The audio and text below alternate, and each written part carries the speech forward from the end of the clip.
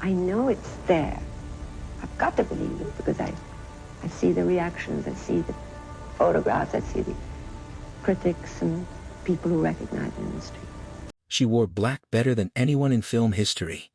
She was loved by directors, adored by audiences, and married twice. But in her later years, when people close to her asked about the deepest wound of her life, Audrey Hepburn didn't talk about either of her husbands. She talked about a man who left when she was 6 years old and never really came back. This is the story of the one relationship Audrey Hepburn could never fully walk away from, and why, decades later, biographers still say it explains almost everything else about her life. Audrey was born in Brussels in 1929 to a Dutch baroness and an English businessman named Joseph Rustin. Her early childhood moved between countries, and by the time she was young she already spoke several languages. But behind the polished cosmopolitan surface was a family under strain. Both of her parents were drawn to fascist politics in the 1930s, and in 1935 her father left the family entirely and moved to London. Audrey was 6. She would later describe his departure as the most traumatic event of her life. Then came the war.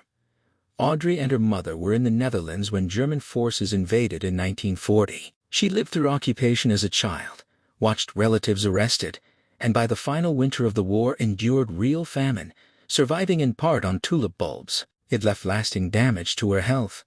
It also left her, by every account from people who knew her, with a lifelong instinct to endure quietly rather than complain. Those early wounds followed her into adulthood.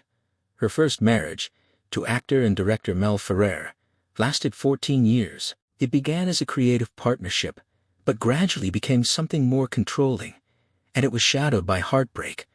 Audrey suffered multiple miscarriages before finally giving birth to her son Sean in 1960. The marriage ended in 1968. Her second marriage, to Italian psychiatrist Andrea Dotti, gave her a second son, Luca, but was strained by his repeated infidelity, which played out publicly in the Italian press. That marriage ended in the early 1980s. In between and after those marriages, there was William Holden, her co-star on Sabrina, who fell for her seriously and proposed. She said no, in large part because she wanted children, and he couldn't give her that. In one of several moments biographers point to where Audrey chose caution over romantic risk, a pattern many have linked back to the instability of her childhood. Her final years brought something steadier.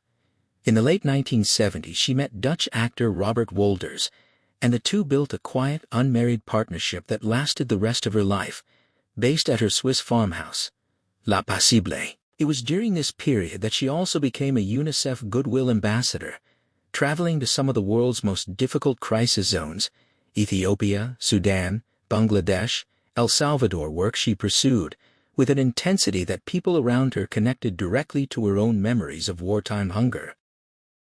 In 1992, she was diagnosed with a rare, aggressive cancer.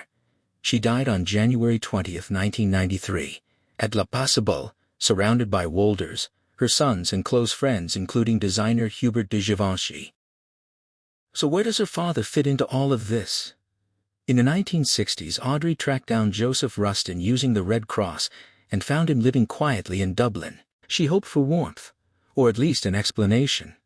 What she got instead was a man who remained distant and offered little, and yet she kept in contact with him and by most accounts supported him financially for the rest of his life. That's the detail biographers keep coming back to. Not a grand deathbed confession, but a pattern that never broke. Decades of unanswered questions about a man who gave her almost nothing, and a daughter who never stopped trying to understand him anyway. Those who studied her life closely have argued that this unresolved relationship shaped nearly every major decision she made afterward. The men she was drawn to, the way she stayed in difficult relationships longer than she should have, and even the intensity she brought to protecting children through her humanitarian work later in life.